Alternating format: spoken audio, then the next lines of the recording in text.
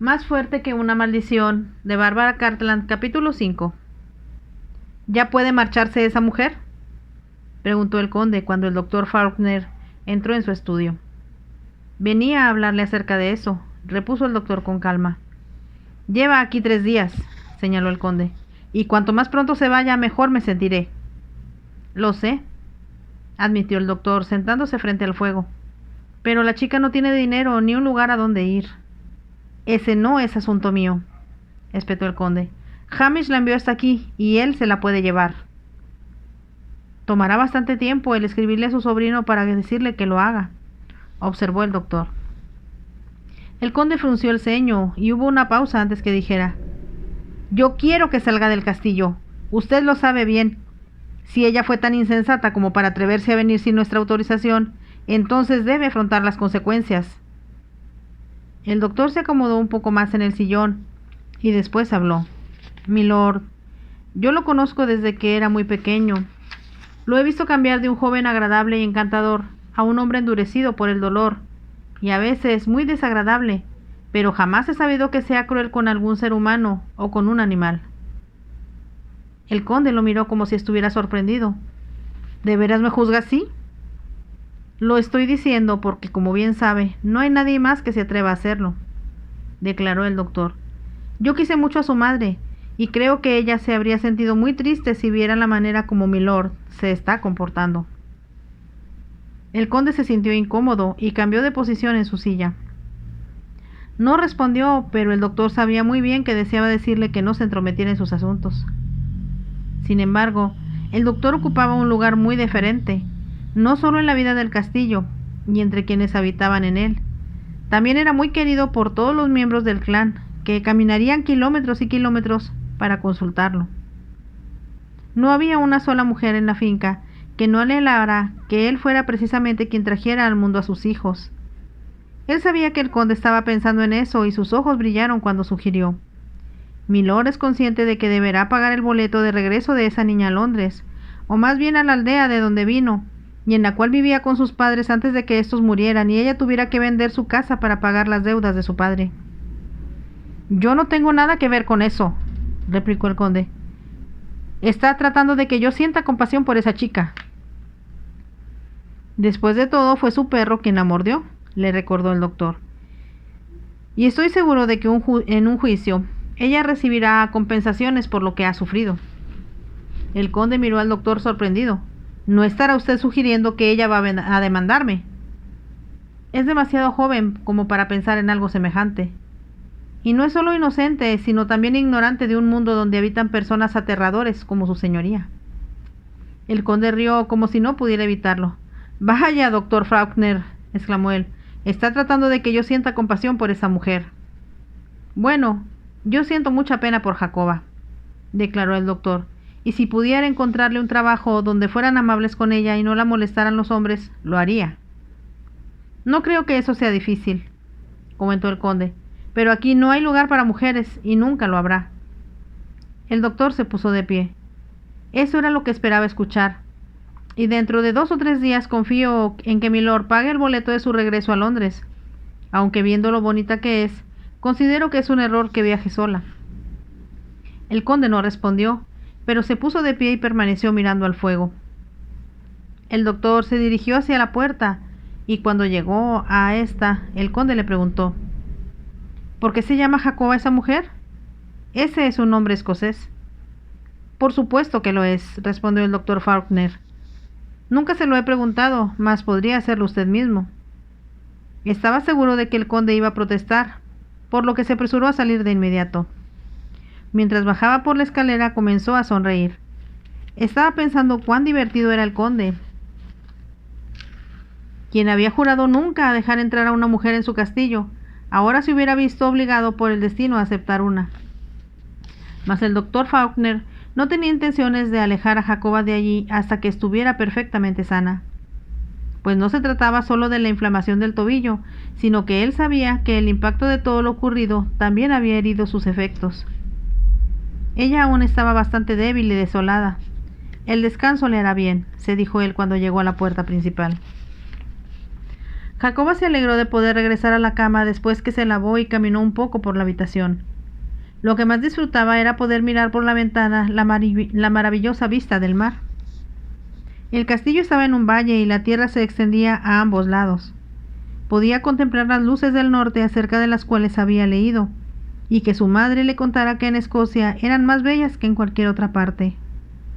Es imposible que exista algo más hermoso, se dijo Jacoba. Sin embargo, no podía evitar pensar que el conde se encontraba bajo el mismo techo y odiándola por el hecho de ser mujer. Ni tampoco podía explicarse por qué él se había puesto tan furioso por el truco que su sobrino le había jugado. Todavía se estremecía al recordar el tono de ira que había en su voz. También la furia con la cual él la había señalado, motivo suficiente para que los perros la atacaran. Pero al mismo tiempo se encontraba en Escocia. Cuando vuelva al sur, es muy probable que nunca regrese, pensó. Debo recordar lo bello que es y cómo este castillo no podría ser más impresionante. La primera mañana después del incidente, Jacoba se había despertado con un sonido que al principio no pudo identificar. De pronto se dio cuenta de que se trataba de las gaitas.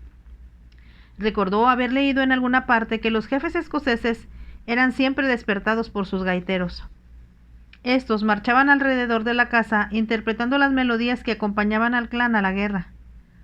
Después, cada mañana Jacoba se despertó con aquel sonido. A ella le pareció que era una manera muy grata de comenzar un nuevo día. En cuanto pudo hacerlo, la joven salió de la cama para asomarse a la ventana. Debajo pudo ver al gaitero que hacía sonar su instrumento vestido con la faldilla y el sombrero característicos. Sabía que aquello era algo para recordar cuando se alejara de Escocia. Aunque el conde la aterraba, pensó que sería emocionante verlo vestido con el uniforme completo de un jefe de clan. Los días hubieran transcurrido muy lentos si no fuera porque el doctor le proporcionó libros para leer. Le envió una docena con uno de los lacayos, acompañados de un mensaje que decía que en la biblioteca había muchos más. El doctor le seleccionó libros que trataban sobre Escocia. Jacoba había permanecido en la cama leyendo acerca de las historias que databan de cientos de años atrás, también sobre los fantasmas, las maldiciones y las batallas entre los clanes. Todo era fascinante. Cuando el lacayo le traía los alimentos, ella le pedía que le cambiara los libros que ya había leído por otros. Los sirvientes tenían demasiado miedo al conde como para preguntarle qué deberían llevarle. Por lo tanto, la enfermera recibió un amplio surtido, cuyo contenido le resultó muy interesante. El doctor Faulkner iba a verla 2 veces al día. El mayordomo, que era un hombre mayor y había estado en el castillo durante muchos años, venía regularmente para preguntarle si necesitaba algo. Era un hombre bondadoso, y Jacoba se enteró de que tenía una familia propia. No obstante, por la prohibición de que no podía haber mujeres en el castillo, ellos vivían en una cabaña situada un poco lejos del castillo. Para usted debe ser muy molesto tener que ir y venir, aunque esté lloviendo o nevando, comentó Jacoba. Lo es, así como no poder recorrer el castillo por las noches para asegurarme de que todo esté en orden, contestó el mayordomo. Mas mi esposa está cómoda y a los hijos les gusta tener un jardín donde jugar. El mayordomo, que se llamaba Ross, le comentó a Jacoba muchas cosas acerca del castillo, así como la fastuosidad de sus salones. Me gustaría poder verlos, externó ella. El mayordomo no respondió, y ella comprendió que aquello era imposible, ya que el conde no lo permitiría. Jacoba cambió el tema porque no quería incomodar al hombre. Tengo que ponerme bien, se dijo después de la visita del médico el tercer día. No puedo permanecer en esta habitación molestando al conde. También tengo que planear qué voy a hacer cuando regrese al sur. Pensó que su único recurso sería regresar a la aldea. Le pediría al señor Brownlow, el abogado, que le ayudara a encontrar algún otro trabajo. Pensó que después de aquel fracaso nunca más intentaría ser una acompañanta. Tengo que pensar en algo, se dijo desesperada. De otra manera tendré que vender mis inversiones para poder vivir. También comprendía que el señor Brownlow no estaría de acuerdo, si bien comprendía que no podía convertirse en una carga para los aldeanos. No había una sola cabaña lo suficiente grande como para acomodarla a ella. ¿Qué debo hacer?, se preguntó desesperada. Era una petición de ayuda, y sus padres tendrían que escucharla donde quiera que estuvieran. Jacoba recordaba al conde, pero él también la recordaba a ella. El conde sentía que la idea de la joven lo perseguía. Le molestaba mucho darse cuenta de que pensaba en la muchacha, no solo durante el día cuando llegaba el doctor, sino también por las noches, cuando le resultaba difícil conciliar el sueño. Una y otra vez recordaba la exclamación de dolor que lanzara cuando al caer el perro le había mordido el tobillo. Se sentía culpable de que todos los perros la hubieran atacado. Los dos canes lo seguían a todas partes y respondían a cada inflexión de su voz. Ellos sabían quiénes agradaban al conde y a quiénes recibía con agrado. También conocían cuando su señoría estaba regañando a algún sirviente o miembro del clan. Él era consciente de que la furia de su voz y la manera como la señaló con el dedo habían hecho que ellos la agredieran. Los animales pensaban que se estaba defendiendo de ella. Jacoba debió saber lo que estaba haciendo al venir aquí. Trató de convencerse él para disculparse. Sin embargo, el doctor le comentó que Jacoba respondió a un anuncio que Hamish puso en el periódico. Hamish la había hecho creer que sería la acompañante de un hombre viejo que se estaba quedando sordo y ciego. El joven así lo declaró abiertamente en su carta. El conde pensaba con disgusto que su sobrino, en verdad, se había vengado. Se había portado de una manera desagradable cuando el joven le habló acerca de su idea de vender cangrejos y langostas del río. El conde había resentido la impertinencia de Hamish al sugerirlo. No obstante, pudo haber reaccionado de una forma menos ruda. Se dijo que la reacción de su sobrino no tenía perdón. Esperaba no volver a verlo jamás. Aquella noche el doctor regresó para ver a Jacoba después de la cena. El conde salía del comedor cuando él se retiraba. «Hola, doctor», saludó él. «No esperaba verlo aquí a esta hora». «Tuve un llamado urgente sobre el cual quiero hablarte», respondió el doctor Faulkner. «Venga al estudio», dijo el conde. Un lacayo les abrió la puerta. Los dos hombres entraron en la habitación que contenía una enorme colección de libros. Sobre la chimenea estaba un excelente retrato del padre del conde, vestido con la ropa del jefe del clan.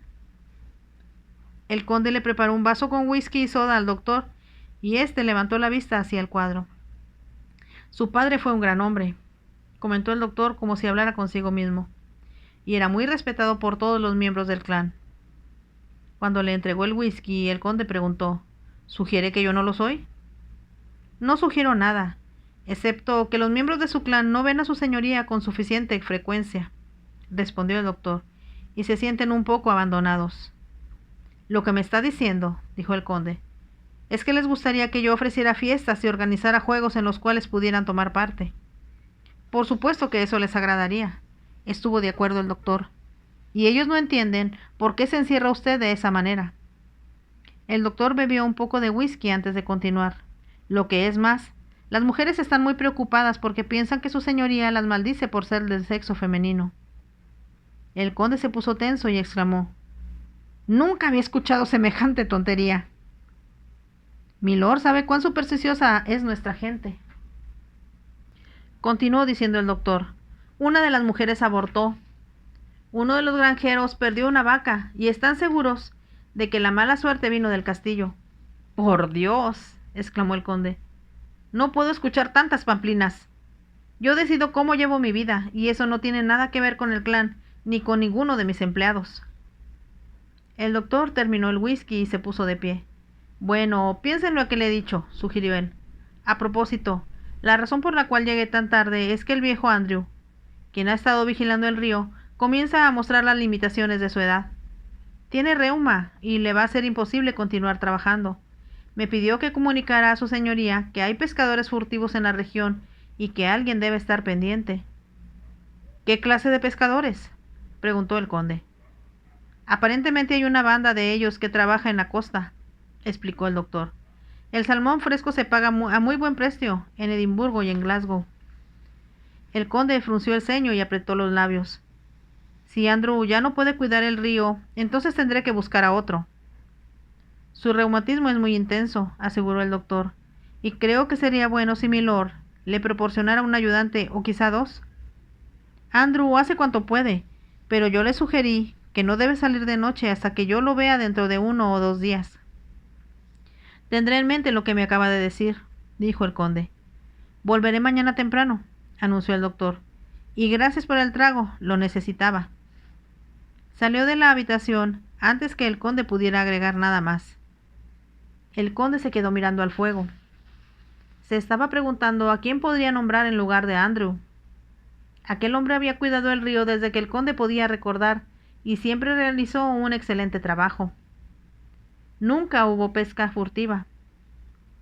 Este año los salmones eran muy abundantes, pero sabía que más adelante los ríos eran poco profundos, y eso quería decir que una banda de pescadores furtivos podía fácilmente decidir visitar el río Tabor, como se llamaba su río. Miró el reloj y vio que se hacía tarde. Pensó que sería una buena idea si iba a inspeccionar el río personalmente. Bajó por la escalera seguido por sus perros y buscó al lacayo de guardia. «Voy a salir a caminar, Alister», le dijo. «Quiero visitar el río. No tardaré, así que no cierres la puerta con llave». «No lo haré, milord», respondió el lacayo. El conde salió al camino, dio vuelta a la izquierda y pasó por entre unos árboles, y bajó hacia la desembocadura del río. Era una noche tranquila y sin viento, y con el cielo muy despejado.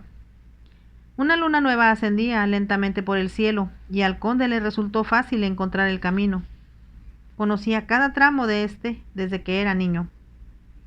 Mientras caminaba hacia el río, pensó en lo mucho que lo quería, y en todas las horas felices que pasó pescando en sus aguas. Tenía 9 años cuando su padre le regaló una caña para pescar. Aquel deporte nunca dejó de gustarle. La idea de que alguien le robara sus salmones lo irritaba. Si Andrew ya no podía continuar vigilando el río, entonces tendría que poner a otra persona de confianza en su lugar. Llegó a la desembocadura del río y comenzó a caminar a lo largo de la barra. Las estrellas se reflejaban en el agua y todo se veía espectacular. Sintió que respondía ante la belleza de sus tierras como siempre lo hacía. Siguió caminando, convencido de que moriría, si fuera necesario, para evitar que Escocia fuera sometida por los ingleses. Caminó río arriba un buen trecho, hasta que escuchó un ruido adelante. Se detuvo para investigar y los perros gruñeron. De inmediato comprendió que algo estaba sucediendo. Se adelantó un poco más y vio la silueta de un bote y a un hombre parado dentro de éste. Un momento después vislumbró la figura de otro hombre que caminaba dentro del agua un poco más arriba. Comprendió exactamente lo que estaba ocurriendo. El hombre en el bote tenía una red extendida a lo ancho del río y sujetada a un poste del otro lado. El hombre que estaba en el río arriba agitaba las aguas para hacer que los salmones bajaran. Los salmones nadaban directamente a la red, donde quedarían atrapados. Estos hombres eran los pescadores sobre los cuales Andrew le había advertido, y el conde se adelantó furioso. El hombre que estaba en el bote se encontraba ocupado tratando de sacar los salmones del agua. Con voz que pareció un trueno, el conde demandó: «¿Qué demonios creen que están haciendo? ¡Deténganse de inmediato!». Su voz se escuchó muy clara, y el hombre del bote se volvió. Tenía un gancho muy afilado en las manos, y miró al conde. «Deténganse de inmediato», ordenó el conde.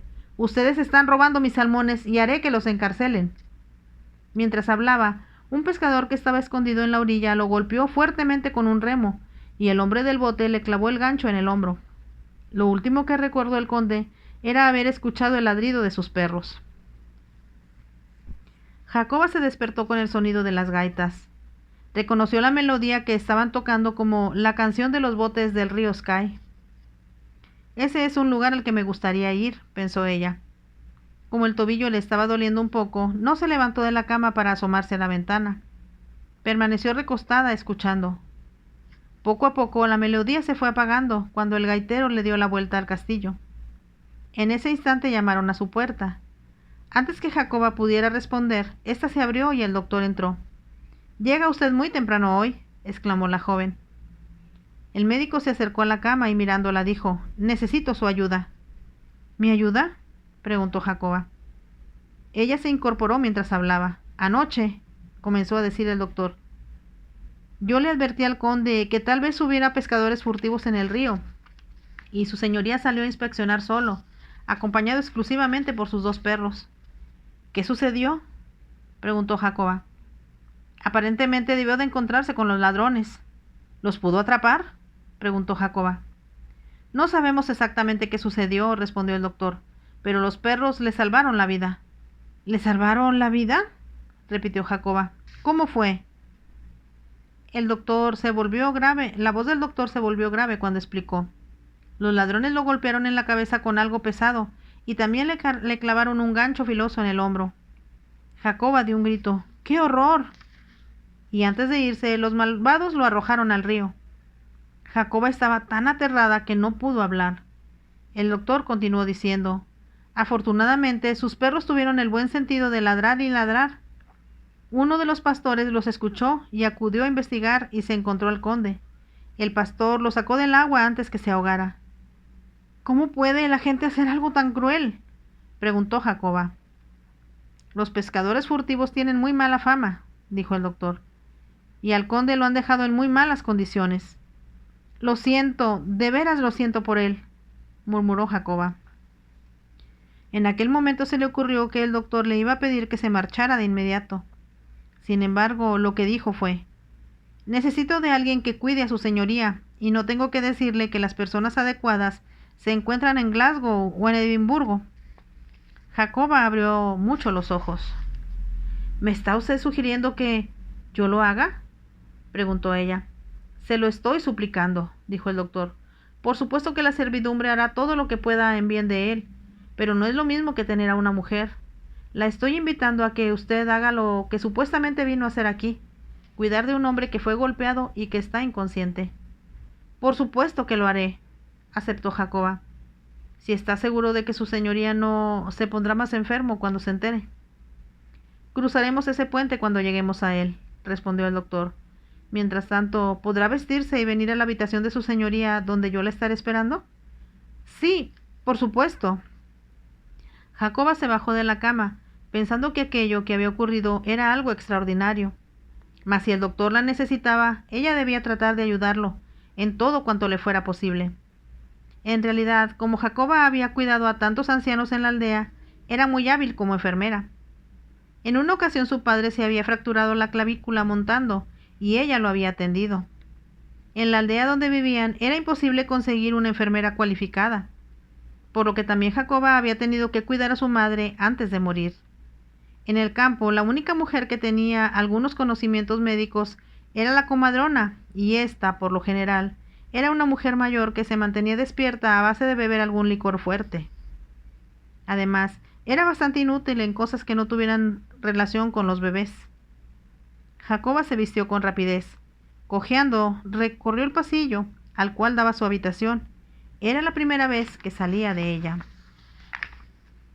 Una vez más se quedó impresionada ante la altura de los techos y por los cuadros que pendían en las paredes. No había avanzado mucho cuando se encontró con un lacayo. ¿Quiere indicarme cuál es la habitación de su señoría?, preguntó ella. Le pareció que el hombre se mostraba sorprendido y añadió: el doctor Faulkner me pidió que me reuniera con él allí.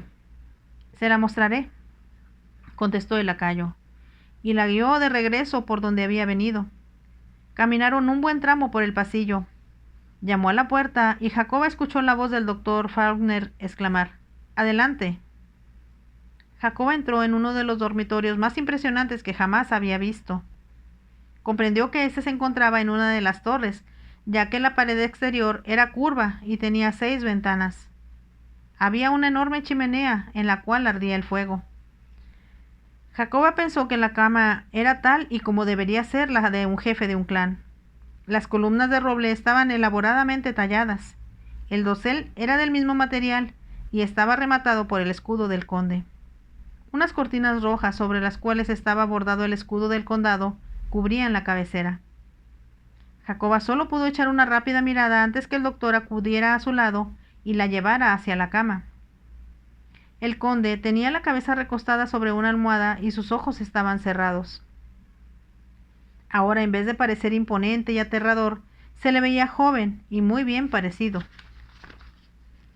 Su rostro estaba muy pálido, bajo un leve bronceado. A ella le pareció ver un gesto de dolor en las comisuras de su boca. El doctor retiró con mucho cuidado las sábanas que lo cubrían y Jacoba pudo ver su hombro y el brazo, que estaban vendados. Ha perdido mucha sangre, explicó el doctor Faulkner en voz baja, y es muy importante mantenerlo quieto para que la herida no vuelva a sangrar. Jacoba hizo un gesto de asentimiento para indicar que comprendía, y el doctor continuó. Sufrió un fuerte golpe en la cabeza, aunque por suerte le pegaron en la parte de atrás. Jacoba contuvo la respiración. Ella sabía que si el golpe hubiera sido en la parte superior de la cabeza, el cerebro podía haber quedado afectado.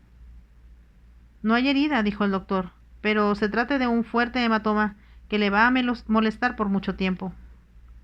Enseguida volvió a colocar la sábana sobre el pecho del conde. Tomó a Jacoba de la mano y la llevó hacia la ventana. Usted comprenderá que yo no puedo permanecer aquí todo el día, dijo él. Tengo otros pacientes que están muy enfermos y necesitan atención de mi parte. Sí, por supuesto, murmuró Jacoba. Usted se encargará, continuó diciendo él, de mantenerlo tranquilo y evitar que se mueva o se agite, cosa que es muy probable que intente hacer. Jacoba estaba a punto de preguntar cómo podía evitarlo cuando el doctor continuó.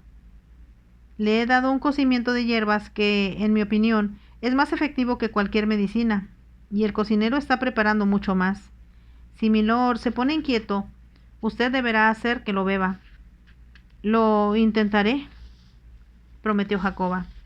Estoy seguro de que usted resultará muy eficiente, observó el doctor. ¿Comprende que necesito confiar en usted? Los sirvientes tendrán demasiado miedo de molestarlo de alguna manera. Jacoba sonrió. Yo también le tengo miedo.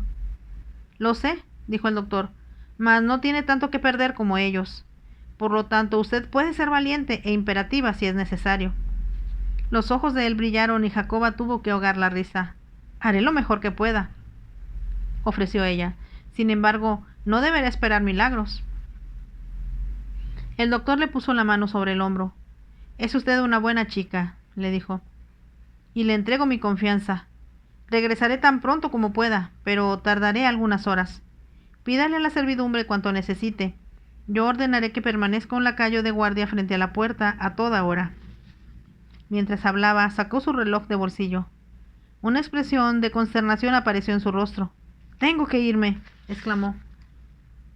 «Me siento muy agradecido de poder dejarla a usted a cargo de su señoría». Después salió de la habitación antes que Jacoba pudiera responder. La chica cerró la puerta y miró hacia la cama. Aunque pareciera increíble, ahora el conde estaba bajo su cuidado, y personalmente tendría que atenderlo. Se le acercó y se quedó mirándole el rostro. Parecía extraordinario que aquel hombre, que le causara un gran terror, ahora estuviera tan quieto y callado. Sin darse cuenta, sintió compasión por él. Le parecía horrible que aquellos ladrones lo hubieran golpeado de una manera tan brutal. ¿Cómo era posible que lo arrojaran al río? Eso es algo imperdonable, pensó Jacoba indignada. No podía aceptar que aquella violencia hubiera tenido lugar en medio de la belleza de Escocia. Tiene que ponerse bien, le dijo al conde sin pronunciar las palabras, y quizá se olvide de la manera como fue tratado y vuelva a ser feliz disfrutando de la magnificencia de su castillo. Sorprendida, no podía explicarse por qué le deseaba eso al conde. Jacoba siempre había odiado el sufrimiento y el dolor. Sentía como si fuera un insulto a la naturaleza que era tan hermosa. Tenemos que hacer que se ponga bien, le dijo ella al conde. Sabía que no solo se refería a su cuerpo, sino también a su interno. Entonces dejará de odiar a las mujeres. Fin de este capítulo 5 de esta emocionante novela, Más fuerte que una maldición. Si te gustó, por favor, déjame tu like y también puedes suscribirte a mi canal. Es gratis. Y nos vemos en el siguiente capítulo. Bye.